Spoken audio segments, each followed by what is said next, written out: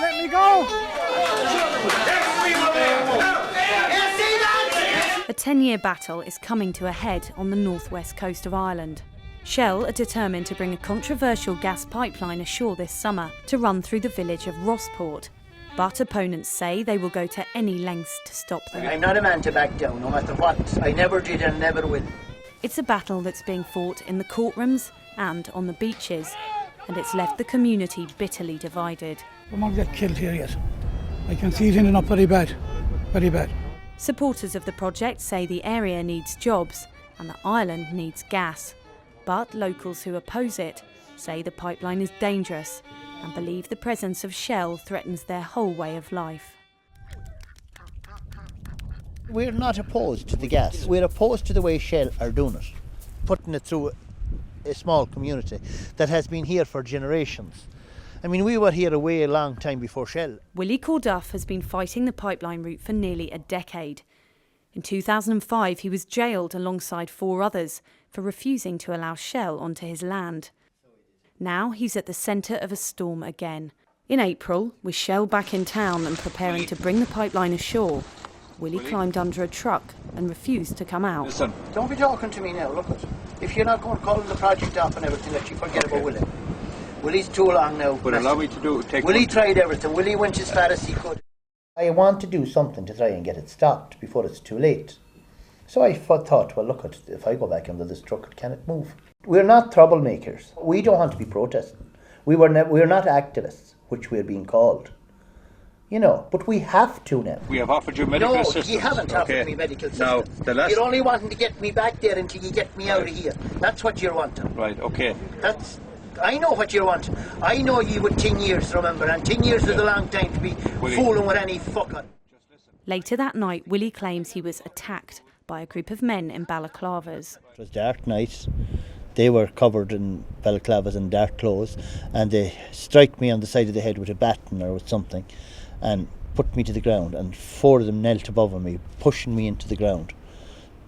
So my airways got blocked off, and I was literally, I thought they were going to kill me. 3 weeks later, and Willie was still bruised. Oh, I was badly beaten, I was badly bruised. All my jaw was all swollen out like that, and then my face was turned. Shell deny that Willie was assaulted by anyone working for the project. They say their staff and site were attacked by masked protesters on the same night. But the incident has increased the mood of fear and resentment of the security and police who guard the Shell site. At a furious emergency meeting, over 300 people heckled the energy minister who travelled from Dublin.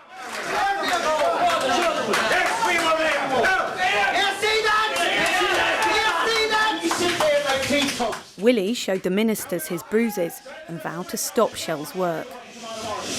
Well, if you don't stop the work tomorrow morning, bodies will stop at him. And Locals are gathering for what are now weekly protests at the Shell site. And up in the hills, activists from across Ireland are preparing to help them tear down Shell's fences. Roadblocks scatter the rural lanes and the mood in the village is tense. There's a few checkpoints, but I forgot to put a checkpoint up here. How many's back there? You see them up there? The Indians are here. Together, the activists and local protesters head down to the focal point of this summer's battle. This is where Shell will be bringing ashore the pipeline. You fucking wanker!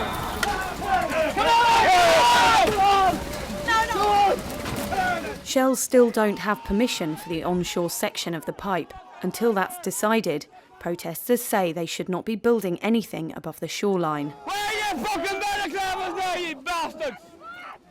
Vincent McGrath is an Irish teacher and a well-known local musician.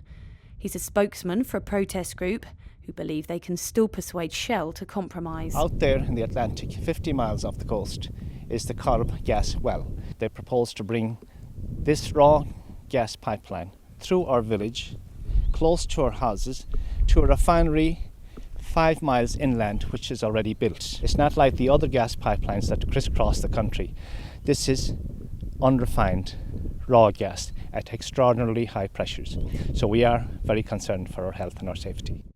Supporters of the gas project claim that they are a silent majority, with few willing to speak out. The group of protesters do not represent the population of this area. We don't want to go back to the thatched houses, and we don't want to go back to the days of yore, the comely maidens dancing at the crossroads and all that kind of rubbish.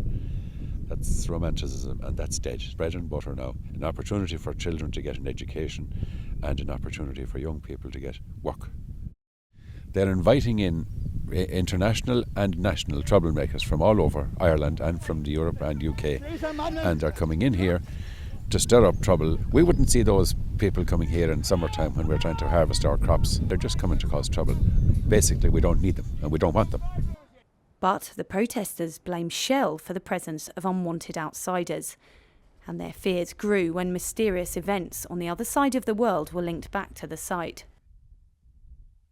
An Irish national, Michael Dwyer, and 2 Eastern Europeans were shot dead in Bolivia, accused by the government there of being part of a plot to kill the president, Evo Morales.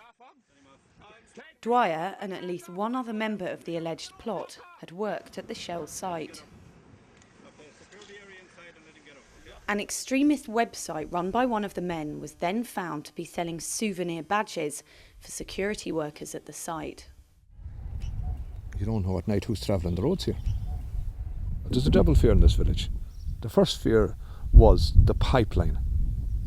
Now the fear is how they'll put the pipeline in, at what extreme measures will they take to put in the pipeline, who will they hurt, who will be next to get a beating. We believe that they are being courteous, that they are being restrained, and that they are behaving themselves in a very appropriate manner. We would like to be able to do our work in Mayo without the presence of any security guards. There are protesters, many of whom who come from outside the area, who are determined to try and frustrate and stop us. And therefore we require a security presence on our construction sites that is not usual on most building projects in Ireland. The claims and counterclaims of intimidation and anger against those who've sold land to Shell have left the community traumatised and divided. Sometimes I get phone calls, I've got phone calls, and we have been avoided by our friends previously. It was a good village once, but now it's divided. Even if Shell pulled away in the morning and said they had enough around here, this village would never get back to the way it was, because there can be no harmony, no trust in this village ever again. Rossport has been the victim of a larger battle. Ireland needs gas, the region needs jobs, and Shell, years behind schedule, need to push the pipeline through. But those who've held out for so long against Shell say that what is at stake here is worth more than the price of gas. We're fighting for lots of things here in this community. We're fighting for health and safety, environment. We're also fighting for the freedom to live as we have lived. We see it as an occupation of our community. And history will tell you wherever there's occupation, there will be resistance. Shell say they will bring the pipeline ashore. Rossport is braced for a showdown this summer.